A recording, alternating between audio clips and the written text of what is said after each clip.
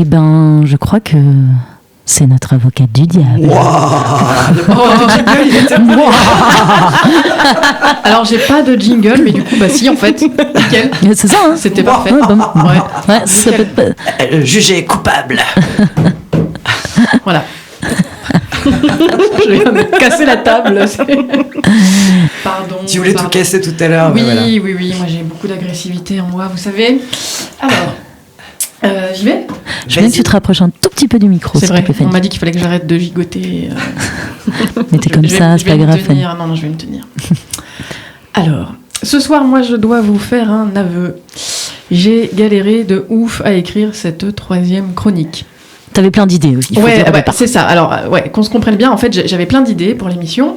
Alors, au départ, j'avais envie d'écrire un article à la gloire des frangins de PNL. Ensuite, une ode aux sorcières modernes qui pratiquent la SMR. Et je pense que je le ferai pour une prochaine fois. Détendez-vous.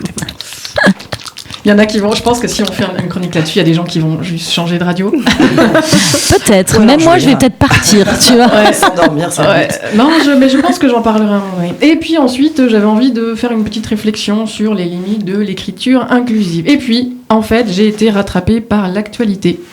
Puisque mercredi soir, notre cher président annonçait l'instauration d'un couvre-feu en Île-de-France ainsi que dans 8 métropoles. Le même jour, au journal de 13h, je tombais sur un reportage glaçant qui abordait les conséquences de la crise sanitaire sur l'industrie de la frite. Oh non. Et oui, car voyez-vous, il se trouve que dans le contexte actuel, nous allons de moins en moins au restaurant. Or, c'est au restaurant que la frite se consomme majoritairement.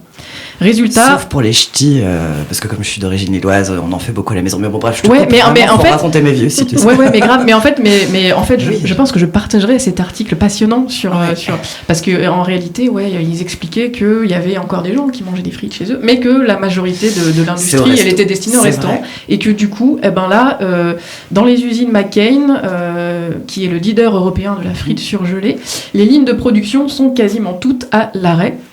Et les producteurs de pommes de terre se retrouvent avec des stocks monstrueux sur les bras, si bien que la filière enregistre environ 200 millions d'euros de pertes. Bref, vous l'aurez compris, c'est le chaos le plus total. Pardon, excuse-moi. De toute façon, faut pas rêver, on va tous crever. Du coup, me direz-vous, peut-être vous l'avez reconnu, c'était Frédéric Fromet. Avec On va tous crever. Voilà, on va tous crever. Très, très joli morceau disponible sur YouTube. Alors du coup, vous allez me dire, on va parler patates pendant toute cette chronique ? Eh bien non, rassurez-vous. Rassurez-vous. Mieux que cela, je vous propose de parler d'un sujet nettement plus réjouissant. J'ai nommé l'extinction de l'humanité. Et oui, parce que quand on parle chaos sur les réseaux sociaux, il y a toujours une âme en peine pour lâcher un commentaire du genre « Franchement, vivement qu'on meurt tous, la planète se porterait vachement mieux sans nous ». Alors en général, dans les minutes qui suivent, les personnes qui tiennent ce genre de propos sont invitées avec beaucoup de bienveillance, à commencer par elles-mêmes, en se faisant porter le caisson. Et si tu commençais par toi, ce serait sympa. C'est ça. Et moi je l'avoue, et je le revendique même depuis quelques années, moi j'ai de la sympathie pour ces âmes en peine. Et je fais même partie de cette team pour l'extinction de l'humanité. J'en fais partie depuis que mon moi adolescent, à l'époque de MSN, de Casa et des Skyblogs, est tombé sur le site d'un facétieux mouvement appelé VEMT, V-H-E-M-T, en français, le Mouvement pour l'extinction volontaire de l'humanité. Alors c'est pas une plaisanterie, c'est un mouvement qui existe vraiment. J'en veux pour preuve la page Facebook du mouvement qui regroupe environ 15 000 abonnés. Il existe également un site internet avec un design bien old school, mais qui présente l'avantage de décliner son contenu en 32 langues différentes. Car oui, l'extinction de l'humanité, c'est un projet ambitieux. Mais alors de quoi s'agit-il exactement ? Alors l'idée de départ est déconcertante de simplicité. Les membres du mouvement pour l'extinction volontaire de l'humanité partent du principe que les êtres humains sont responsables de la détérioration de la planète. Et franchement, comment pourrait-on les contredire ? Ils n'ont pas vraiment tort. Là-dessus, ils n'ont pas tort, c'est sûr. Voilà, c'est basique, quoi, comme réflexion. Oui, c'est pas... Oui. Alors, ils considèrent que la dégradation de notre environnement et la disparition de nombreuses espèces animales résultent en grande partie de la surpopulation humaine. Pour y remédier, les partisans du mouvement ne nous encouragent cependant ni à nous suicider en masse, ni à trucider des bébés. D'accord, rassurez-vous, je ne vais pas faire l'apologie de ces choses-là. Il nous invite simplement à faire quelque chose de simple, c'est-à-dire nous abstenir de nous reproduire, afin d'aboutir à une extinction progressive, en douceur, tranquille. Arrêtez de vous reproduire, les gars. Sans trucider les gens, c'est sans violence, juste disparaître, tranquille. Alors, baiser comme des lapins, mais avec des contraceptifs, quoi. Exactement. En fait, la philosophie du mouvement s'incarne dans son slogan, attention, je vais parler en anglais, May we live long and die out. En français, puissons-nous vivre longtemps et disparaître. Alors, les partisans du mouvement, et en particulier son porte-parole, l'américain Les Knight, rencontrent une grande hostilité dans les médias, vous devez vous en douter. Ils sont généralement moqués, présentés tantôt comme des misanthropes asociaux et dégénérés, tantôt comme des bisounours utopistes, un brin New Age.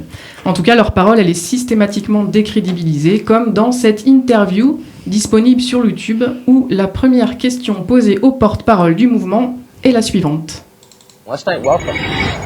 Thank you, Tucker. So you want to eliminate the human race. How unhappy was your childhood? Alors, je sais pas si vous avez compris. Non. On fait un test de compréhension.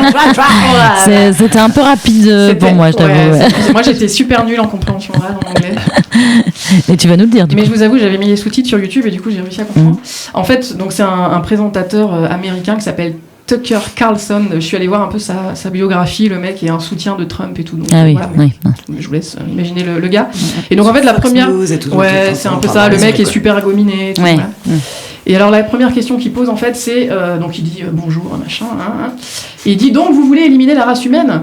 Votre enfance a été malheureuse, n'est-ce pas ? Ah, il fait un peu raccourci quand même. Donc en fait, voilà, direct, le mec l'agresse en fait. Et alors c'est un festival pendant les 5 minutes que dure l'interview. Donc ce journaliste américain enchaîne les questions, plus méprisantes les unes que les autres, sans laisser à Les Knight le temps de répondre et encore moins l'espace nécessaire pour développer son argumentation. Pourtant, quand on prend le temps de parcourir l'interminable foire aux questions disponibles sur le site du mouvement, on réalise que Les Knight et ses partisans font preuve de, en réalité, beaucoup d'intelligence, d'autodérision et surtout d'humilité. En fait, si vous allez voir le site, vous verrez, ils prennent le temps de répondre à toutes les questions qu'on leur pose en permanence au sujet de leur mouvement, et en particulier aux plus stupides. Je vous en ai sélectionné quelques-unes. Donc il y a le basique, qu'est-ce qu'il y a avec les enfants ? Vous aimez pas les bébés ?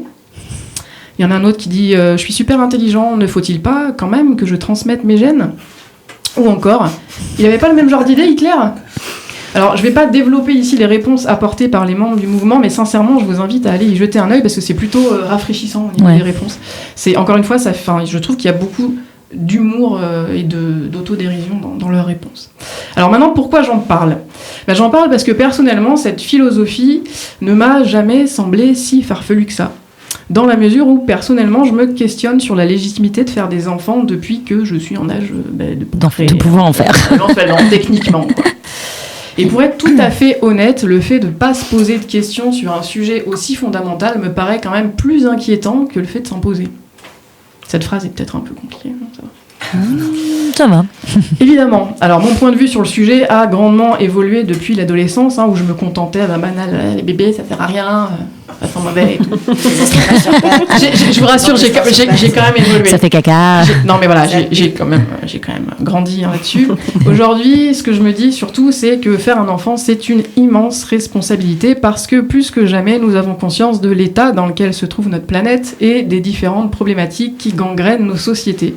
Et que dans ces circonstances, la décision d'y parachuter un nouvel être humain doit être, à mon sens, mûrement réfléchie.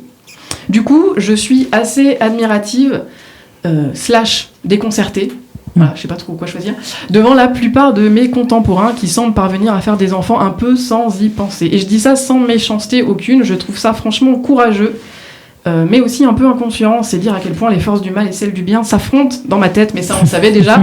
Oui, ça on savait. Voilà, c'est un sacré merdier là-dedans, mais bon, voilà. Et alors avant qu'on m'oppose ce dernier argument, non, le fait de se questionner sur la légitimité de procréer ne traduit en aucun cas une haine vis-à-vis des enfants, ni même des êtres humains en général, hein. Comme l'explique Les Knight dans l'interview dont je parlais un peu plus tôt, c'est même tout le contraire, hein. C'est parce qu'ils sont hyper conscients des violences infligées à de nombreux enfants par manque de soins partout dans le monde que les membres du mouvement s'engagent à ne pas en concevoir de nouveaux. En revanche, ils encouragent vivement l'adoption ainsi que le renforcement des structures d'accueil pour mineurs, Et etc. donc c'est ça en soi qui est pas si stupide, c'est-à-dire que voilà, il y a, Non, il se pose, comme elle dit, il se pose des questions. C'est un en fait, avis, c'est un avis. C'est ça. Et du coup, moi, ça me parle parce que de la même manière, en tant qu'enseignante, moi, je prends beaucoup de plaisir à m'occuper des enfants des autres.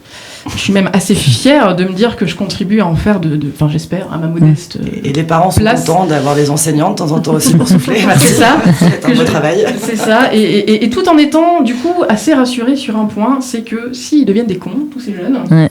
eh ben, je serai que partiellement responsable, alors que leurs géniteurs, eux, seront anéantis pour le C'est eux, restant de c'est leur leur jour. faute. Ce sera votre faute à vous.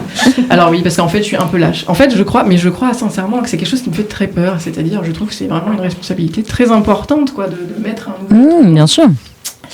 Pour conclure, je dirais que ma sympathie à l'égard du mouvement pour l'extinction volontaire de l'humanité réside moins dans la finalité de son projet que dans le petit côté poil à gratter de sa philosophie. Dans l'absolu, personne, pas même moi, hein, je vous assure, ne souhaite l'extinction ferme et définitive de l'espèce humaine. Hein. Les membres du mouvement eux-mêmes sont plutôt clairs sur ce point. Et puis je vous pose la question, comment pourrait-on décemment désirer l'extinction d'une espèce qui a inventé le cinéma, la musique, Oui.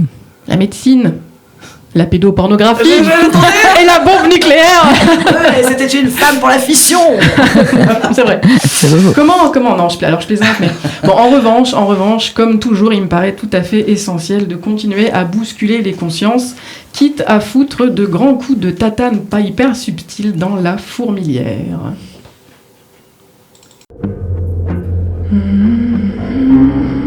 Sandwich.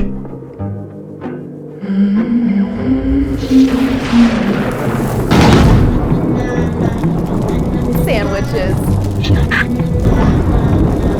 Les sorcières de George Sand.